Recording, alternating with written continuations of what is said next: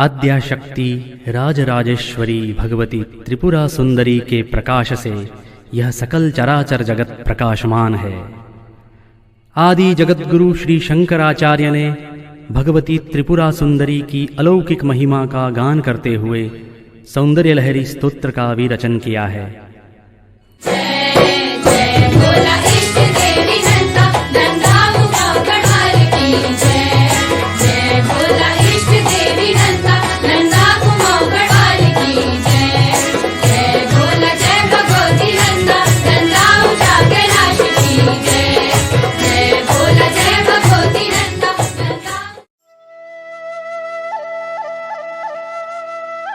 देवलगढ़ पर्यटन स्थल उत्तराखंड के पौड़ी गढ़वाल जिले में स्थित बहुत ही आध्यात्मिक शहर है। देवलगढ़ प्राचीन तीर्थ स्थलों के रूप में जाना जाता है, जिसकी स्थापना कांगड़ा के राजा देवल द्वारा की गई थी। देवलगढ़ शहर प्राचीन वास्तुकला से निर्मित मंदिरों के घर के रूप में जाना जाता है। इन मंदिरों में सबसे प्रमुख मंदिर राज राजेश्वरी देवी मंदिर, गौरा देवी मंदिर, लक्ष्मी नारायण मंदिर यहाँ के सबसे लोकप्रिय मंदिर हैं। ये सभी मंदिर पत्थरों से निर्मित है और इन पर पुरातात्विक शिलालेख मौजूद है। देवलगढ़ प्राचीन मंदिरों के समूह के लिए प्रसिद्ध है, जिन्हें मध्ययुगीन काल में बनाया गया माना जाता है। मंदिरों की वास्तुकला पर अति सुंदर गढ़वाली वास्तुकला का प्रभाव है। देवलगढ़ प्रसिद्ध लोकप्रिय पर्यटन स्थल खिरसू से कुछ ही दूरी पर स्थित है। देवलगढ़ श्रीनगर शहर स्थित चमधार नामक स्थान से 19 किलोमीटर की दूरी पर स्थित उत्तराखंड के शानदार अजूबे के नाम से मशहूर है। सिद्धपीठ देवलगढ़ पहुंचने के लिए सड़क मार्ग ही सबसे प्रचलित मार्ग है। देवलगढ़ मंडल मुख्यालय पौड़ी से 48 किलोमीटर, खिरसू से 15 किलोमीटर, श्रीनगर गढ़वाल से 19 किलोमीटर की दूरी पर स्थित है। प्राचीन तीर्थ स्थल देवलगढ़ मंदिरों के लिए प्रसिद्धि प्राप्त करने के अलावा श्रद्धालुओं को यहाँ होने वाले मेले के लिए भी बहुत आकर्षित करता है। 4000 मीटर की ऊंचाई पर स्थित राज राजेश्वरी देवी मंदिर त्रिपुर सुंदरी को समर्पित देवलगढ़ का सबसे ऐतिहासिक और प्राचीन मंदिर है। इस मंदिर का निर्माण राजा अजयपाल द्वारा 14वीं शताब्दी में करवाया गया था। इस आकर्षक मंदिर में त्रिपुर सुंदरी की सोने से बनी प्रतिमा स्थापित है, जो कि इसके आकर्षण का प्रमुख कारण है। 10 महाविद्याओं में तृतीय महाविद्या षोडशी को माँ राजराजेश्वरी कहा जाता है। माँ राजराजेश्वरी को महात्रिपुर सुंदरी, कामेशी, ललिता, त्रिपुर भैरवी आदि नामों से भी पुकारा जाता है। माँ को वेदों और तंत्र शास्त्रों में योग, ऐश्वर्य व मोक्ष की देवी माना जाता है। पहले उत्तराखंड 52 छोटे छोटे भागों में बंटा हुआ था, जिनको गढ़ कहते थे। इसी कारण इस पूरे क्षेत्र को गढ़वाल कहा जाता है। सन 1512 में देवलगढ़ को चांदपुर गढ़ के राजा अजयपाल ने अपनी राजधानी बनाया। इसके बाद उन्होंने अपनी राजधानी को श्रीनगर में स्थापित कर दिया था। राज राजेश्वरी गढ़वाल के राजवंश की कुलदेवी थी। राजा अजयपाल ने मां के मंदिर में उन्नत श्रीयंत्र स्थापित किया था। मां राजराजेश्वरी के 3 मंजिला मंदिर में राजा ने सबसे ऊपरी कक्ष में श्रीयंत्र, महिषमर्दिनी यंत्र, कामेश्वरी यंत्र, मूर्तियां व बरामदे में बटुक भैरव की स्थापना की है। इस मंदिर में यंत्र पूजा का विधान है। यहाँ कामाख्या यंत्र, महाकाली यंत्र, बगलामुखी यंत्र, महालक्ष्मी यंत्र व श्रीयंत्र की विधिवत पूजा होती है। संपूर्ण उत्तराखंड में उन्नत श्रीयंत्र केवल इसी मंदिर में स्थापित है। मंदिर के पुजारी द्वारा आज भी यहाँ दैनिक यज्ञ किया जाता है। नवरात्रों में रात्रि के समय राजराजेश्वरी यज्ञ का आयोजन किया जाता है।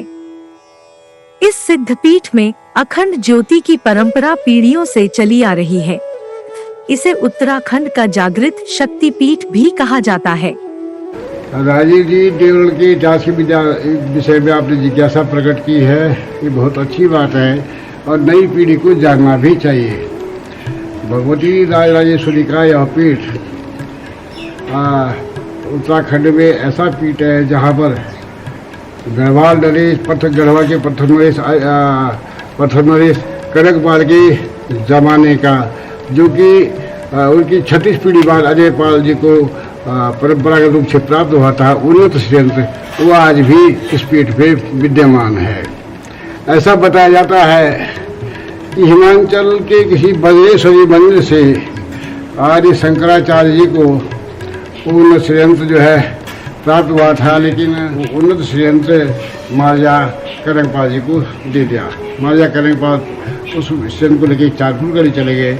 ऐसा बताया जाता है कि उनकी 36 पीढ़ी बाद राजा अजयपाल वो परंपरागत रूप से वो उन्नत श्रीयंत्र प्राप्त हुआ था। केदार खंड में राजगढ़ी देवलगढ़ का उल्लेख है कि चित्रवती नदी व ऋषिगंगा के मध्य ऊंची चोटी पर देवताओं का गढ़ स्थित है, जिसे पुरातन काल तक ड्यूलगढ़ के नाम से जाना जाता था, जो बाद में देवलगढ़ के नाम से प्रचलित हुआ। औनी के उनियाल माँ राजराजेश्वरी के उपासक हैं। माँ के उपासक रहे डंगवालों ने 1948 के करीब माँ की आराधना का पूरा जिम्मा उनियालों को सौंप दिया था। माँ राजराजेश्वरी का धाम भक्तों व श्रद्धालुओं के लिए वर्ष भर खुला रहता है। यहाँ चैत्र व शारदीय नवरात्रों के अवसर पर विशेष पूजा अर्चना विधि विधान से की जाती है। वहीं हर वर्ष बैसाखी मेले का आयोजन विशेष आकर्षण का केंद्र रहता है। 1512 में या उसके आसपास राजा अजयपाल सत्यनाथ योगी की सलाह पर उस उन्नत श्रीयंत्र को उठा करके और अपनी राजधानी परिवर्तन करके देवलगढ़ आ गए। देवलगढ़ आकर के उन्होंने त्रिपुरा भवन तैयार किया। इस त्रिपुरा भवन की सबसे ऊपरी मंजिल के दैनिक कक्ष में भगवती जी का श्रीयंत्र जो है वहाँ पे उसको स्थापित कर दिया। इस भवन के बीच की मंजिल में राज परिवार रहा करता था और तीसरी मंजिल में राजा के जो सिपाहीसार हुआ करते थे वो रहते थे। तब से वो उन्नत श्रीयंत्र आज भी यही विद्यमान है और भगवती की पूजा कई पीढ़ियों से यहाँ पर हम लोग यहाँ पे करते आ रहे हैं। देवलगढ़ के अन्य प्रमुख दर्शनीय स्थलों में शामिल गौरा देवी मंदिर देवी पार्वती को समर्पित बहुत ही प्राचीन मंदिर है। 7वीं शताब्दी का बना यह पाषाण मंदिर प्राचीन वास्तुकला का अतुलनीय उदाहरण है। कई पौराणिक कथाओं के अनुसार माना जाता है कि इस मंदिर का निर्माण भगवान कुबेर जी द्वारा करवाया गया है। यह स्थानीय निवासियों की कुल देवी हैं। गौरा देवी मंदिर को माता पार्वती के सिद्ध पीठों में से एक माना जाता है। इस मंदिर में शाक्त परंपरा प्रचलित रही है। यहाँ मुख्य रूप से भगवती गौरी व सिंह वाहिनी देवी की प्रतिमा स्थापित है। कहा जाता है कि गढ़वाल की भूमि गौरा माता का ही आशीर्वाद है। यहाँ से हिमालय का बड़ा मनोहारी दृश्य दिखाई देता है। यहाँ हर वर्ष बैसाखी के दिन एक भव्य मेले का आयोजन किया जाता है। बैसाखी के पावन पर्व पर हर वर्ष माँ गौरा भगवती रीतिनुसार 4 महीने मायके में रहने के बाद ससुराल आती है। इस उत्सव के समय यहाँ रात्रि जागरण किया जाता है तथा माँ भगवती गर्भगृह से बाहर आकर हिंडोला खेलती हैं।